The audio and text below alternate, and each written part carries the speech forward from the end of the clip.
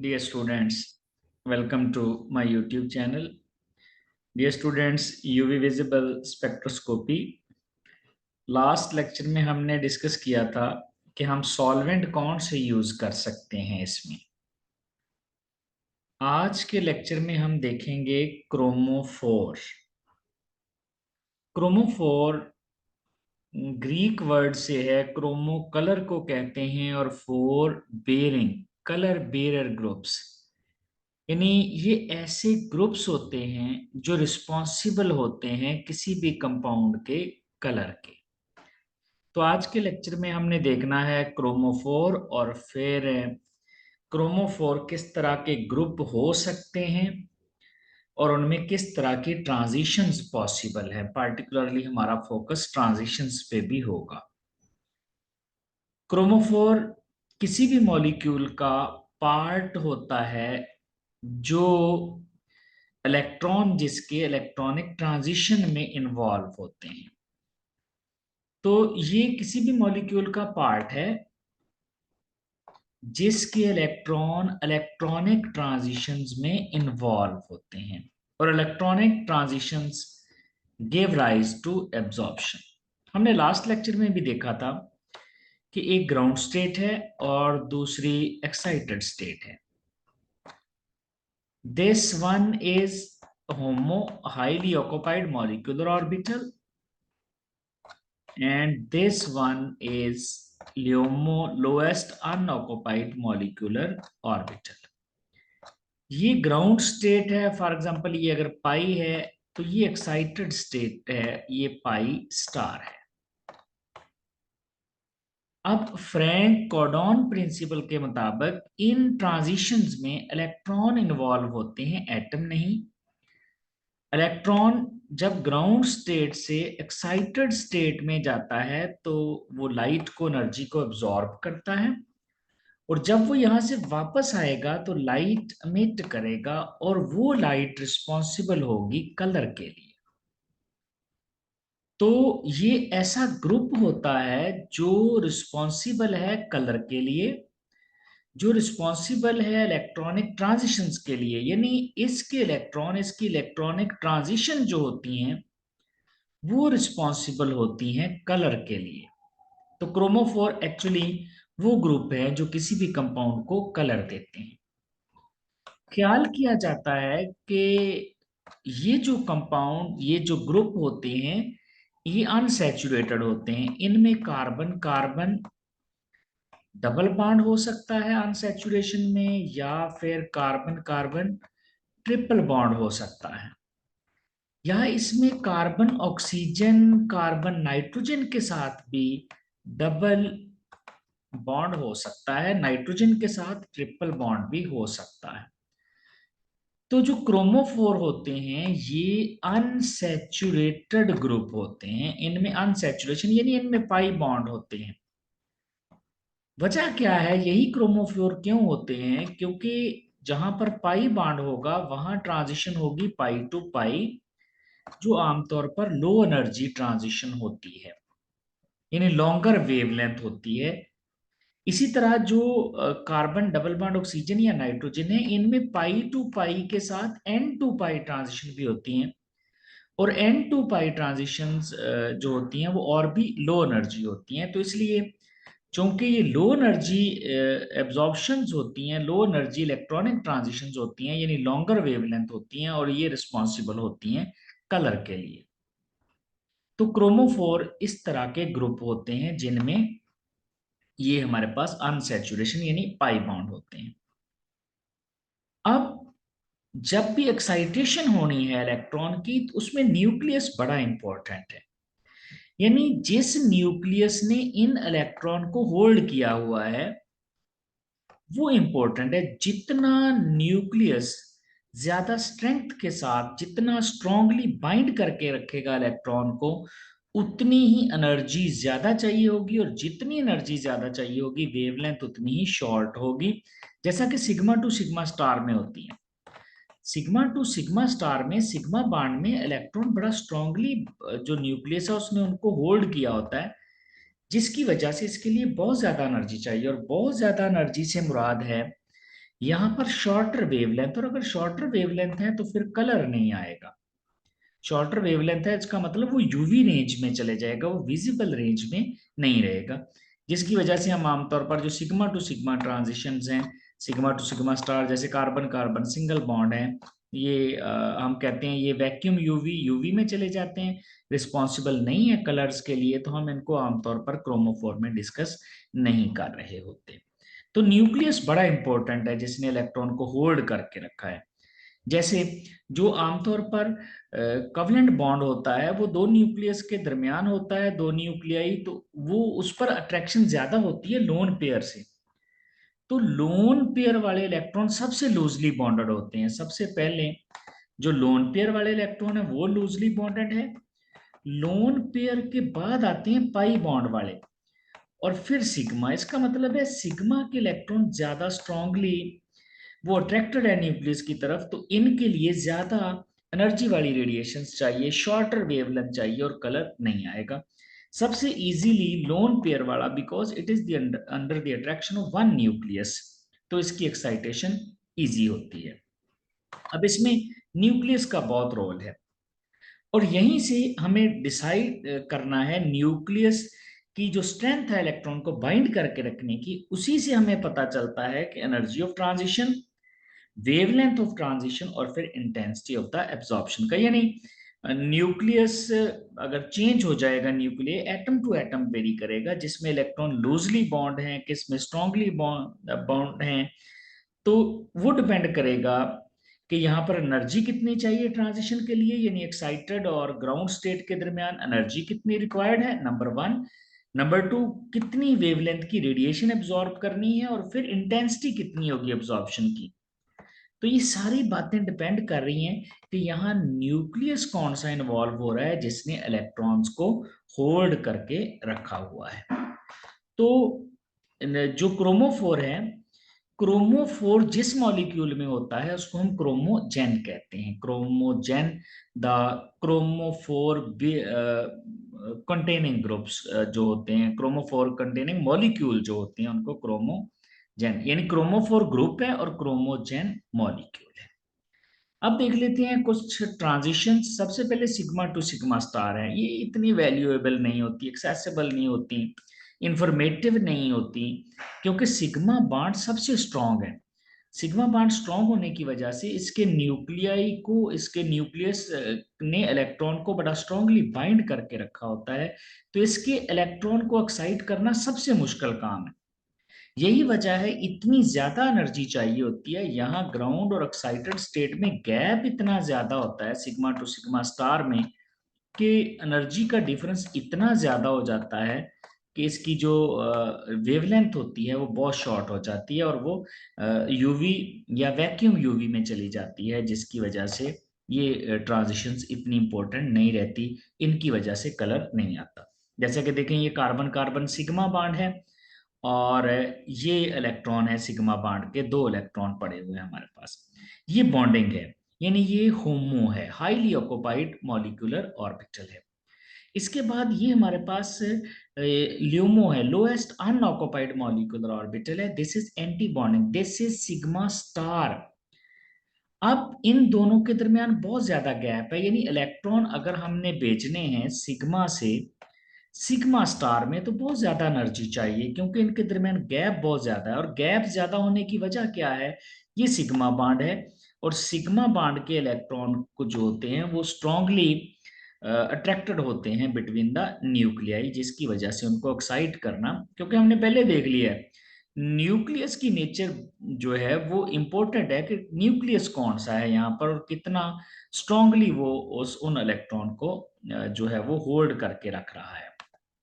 तो ये ट्रांजिशन बहुत हाई एनर्जी है, बहुत हाई एनर्जी होने की वजह से ये जो है ये इतनी इम्पोर्टेंट नहीं होती हैं। जैसा कि देखें, ये हमारे पास सिग्मा इलेक्ट्रॉन है दोनों, ये बॉन्डिंग से एंटी बॉन्डिंग, यानी सिग्मा टू सिग्मा स्टार हम बेच रहे हैं, तो यहाँ पर बहुत ज्यादा एनर्जी चाहिए, नॉट इम्पोर्टेंट। इसके बाद हमारे पास आ जाती है N2 पाई। N होता है नॉन बॉन्डिंग इलेक्ट्रॉन पेयर, यानी लोन पेयर। अब N2 पाई कहाँ हो सकती हैं, जहां पर, सॉरी, N2 सिग्मा स्टार यहाँ पर सिंगल बॉन्ड होगा जिसके पास लोन पेयर होंगे, और फिर सिंगल बॉन्ड। एन शो कर रहा है लोन पेयर होगा, सिग्मा स्टार शो कर रहा है सिंगल बॉन्ड होगा। या फिर एन आ सकता है, यहाँ पर नाइट्रोजन आ सकता है, यानी अल्कोहल्स हो सकती हैं, अमाइंस हो सकते हैं, या एस आ सकता है, थायोल्स हो सकते हैं, या फिर डाइस जो है अल्काइल सल्फाइड, या सिंपली हम कह सकते हैं सल्फाइड हो सकते हैं। इनके पास लोन पेयर भी है और सिग्मा बॉन्ड भी। अब चूंकि लोन पेयर वाले इलेक्ट्रॉन इवॉल्व हो रहे हैं, इसलिए ये ट्रांजिशंस जो है इनके लिए एनर्जी कम चाहिए होगी as compared to sigma star. तो ये हमारे पास है C N bond. C N bond है, ये सिग्मा बॉन्ड है, ये इसके दोनों इलेक्ट्रॉन है, ये बॉन्डिंग मॉलिक्यूलर ऑर्बिटल है, ये इसका होमो है, highest occupied molecular orbital.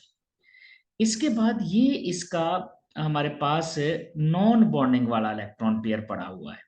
This electron pair, ये नॉन बॉन्डिंग वाला इलेक्ट्रॉन पेयर कौन सा है?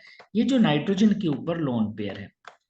तो ये हमारे पास सिग्मा बॉन्ड वाला है, यानी यहाँ सिग्मा टू सिग्मा स्टार भी हो सकती है, लेकिन सिग्मा टू सिग्मा स्टार के लिए ज्यादा एनर्जी चाहिए होगी, एन टू सिग्मा स्टार के लिए उससे कम एनर्जी रिक्वायर्ड होगी। इसके बाद आ जाता है एंटी बॉन्डिंग, यानी सिग्मा स्टार आ जाता है। ये हाई एनर्जी, या इसको हम कह सकते हैं लोएस्ट अनऑक्युपाइड मॉलिक्यूलर ऑर्बिटल। अगर यहाँ सिग्मा टू सिग्मा स्टार की बात करेंगे तो बहुत ज्यादा एनर्जी रिक्वायर्ड है, इतनी ज्यादा एनर्जी रिक्वायर्ड है जिसकी वजह से हम कहते हैं कि ये वाली इतनी इंपॉर्टेंट ट्रांजिशंस नहीं होती। जबकि लोन पेयर वाले जो नॉन बॉन्डिंग इलेक्ट्रॉन है उनकी सिग्मा स्टार से एनर्जी थोड़ी होती है सिग्मा टू सिग्मा स्टार से, यानी ये ट्रांजिशन जो है वो आसानी से हो सकती है as compared to sigma star. और ये भी कलर एनहांस करने में, ये कलर प्रोड्यूस करने में ये वजह हो सकते हैं, ये वाले जो ग्रुप्स होते हैं। अब इसमें अगर आप यहाँ पर कंबाइन करके स्ट्रक्चर देख लें ये वाली, तो यहाँ पर देखें ये हमारे पास सिग्मा बॉन्ड है।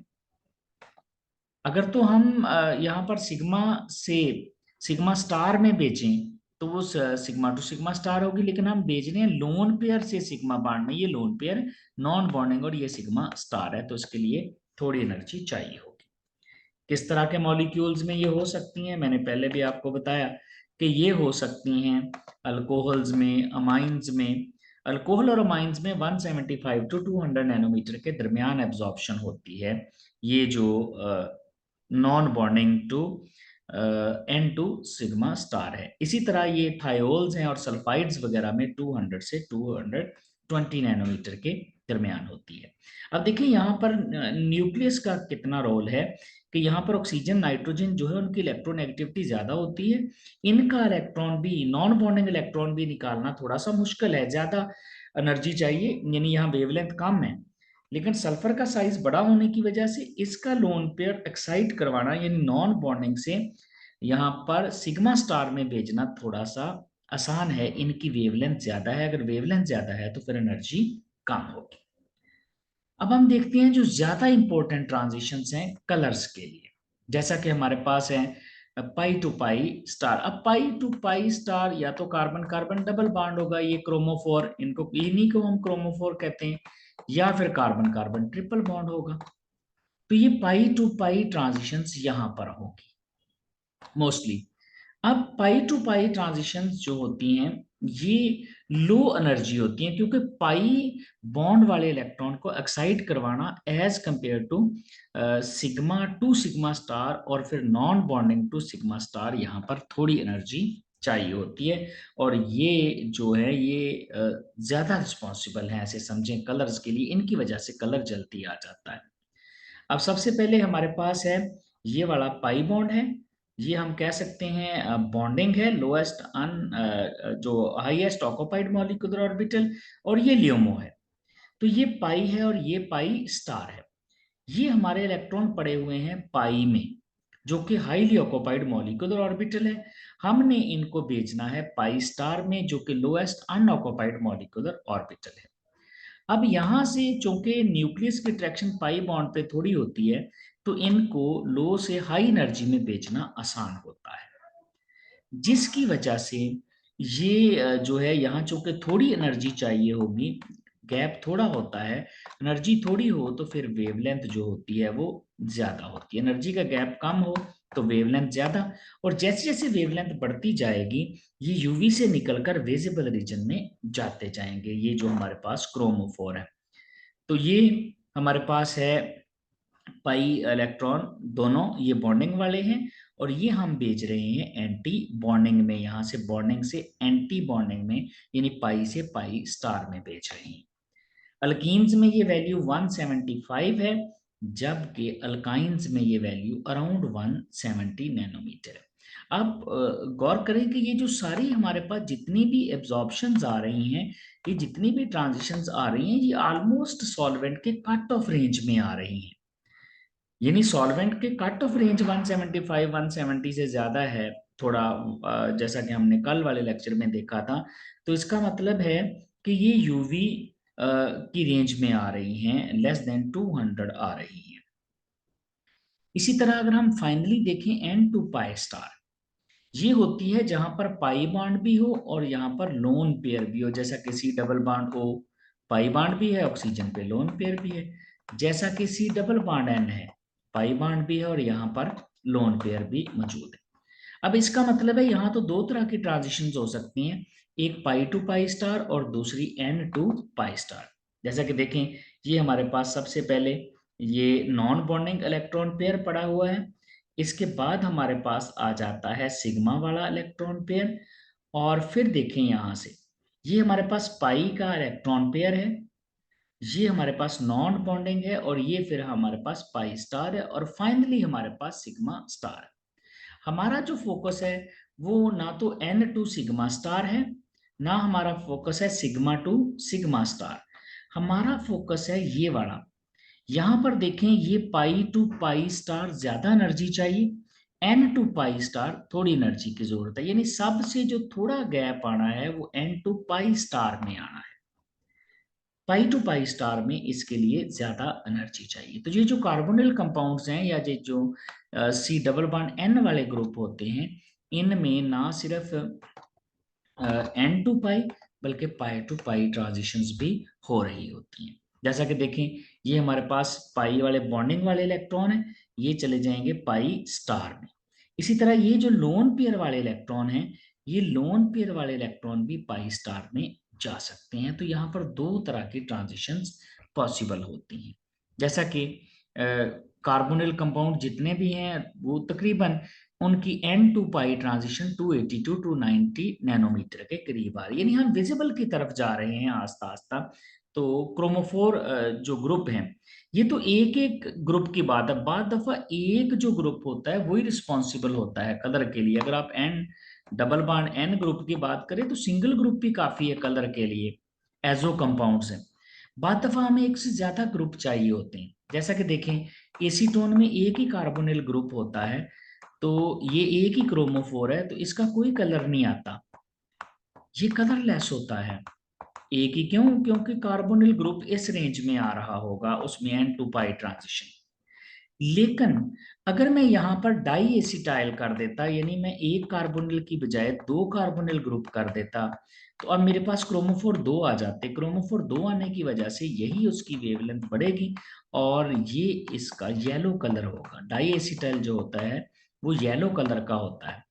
तो बाद दफा एक ही क्रोमोफोर रिस्पॉन्सिबल होता है कलर के लिए, बाद दफा हमें ज्यादा क्रोमोफोर लगाने पड़ते हैं ताकि उसको यूवी वाली रेंज से निकाला जाए, और यूवी वाली रेंज से निकाल के उसको विजिबल वाली जो रेंज है उसमें भेजा जा सके। इसी तरह देखें, कार्बोनिल कंपाउंड्स में जो पाई टू पाई ट्रांजिशंस होती हैं वो 188 नैनोमीटर के करीब आती है। देखें, पाई टू पाई में ज्यादा एनर्जी है, अगर एनर्जी ज्यादा गैप होगा तो वेवलेंथ कम होगी। एन टू पाई में एनर्जी का गैप कम है तो देखें वेवलेंथ ज्यादा है। तो ये डिफरेंट ट्रांजिशंस हैं यहाँ पर, और इनमें ज्यादा प्रोमिनेंट ट्रांजिशंस हैं एन टू पाई स्टार और पाई टू पाई स्टार। ये अच्छे क्रोमोफोरिक ग्रुप हैं, यानी ये ज्यादातर रिस्पॉन्सिबल होते हैं कलर्स के लिए। बाद दफा एन टू सिग्मा स्टार भी कलर्स के लिए रिस्पॉन्सिबल होते हैं, लेकिन सिग्मा टू सिग्मा स्टार जो हैं वो हाई एनर्जी रेडिएशन होने की वजह से उसमें वेवलेंथ बहुत शॉर्ट होती है और कोई कलर नहीं आता। ये था डियर स्टूडेंट्स हमारा आज का lecture about chromophore. Thank you very much.